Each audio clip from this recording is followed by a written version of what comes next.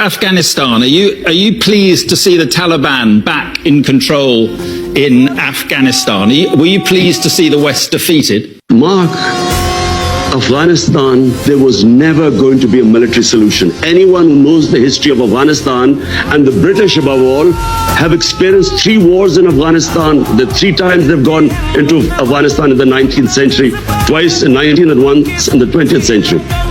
There was never going to be a military solution. People like us who kept saying that you will not solve Afghanistan problem by bombing them or sending a military, we were called pro-Taliban. People like us were always talking about how would there be people in Afghanistan. For 40 years they've been suffering. Mark, this is not a football match whether you're on one side or the other. When Afghanistan, when there are problems there, the country that suffers most is Pakistan.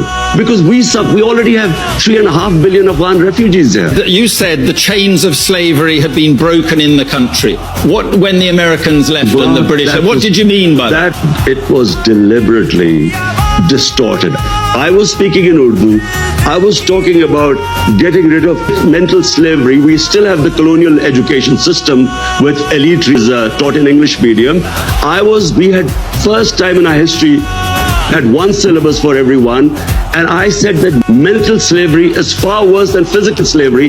In that context, I refer to Afghanistan, where physical, they're fighting for their freedom. What about the slavery of women? Are you concerned that they seem to be going back on their commitment to allow girls back to school, and they're now insisting women cover their faces? Are you worried at all about what is happening there? Mark, I'm not responsible or a spokesman for the Taliban.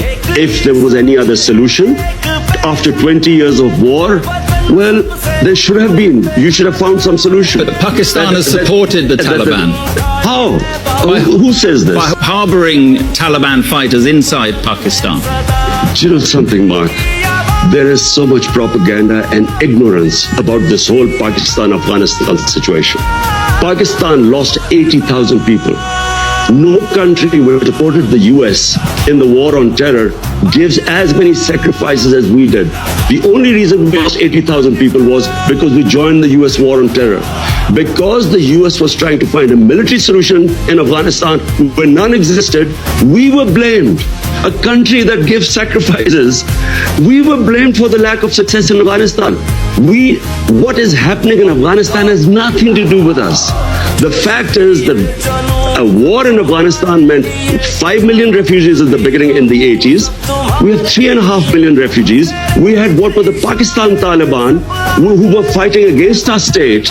We still have terrorism as a result of participating in the US war.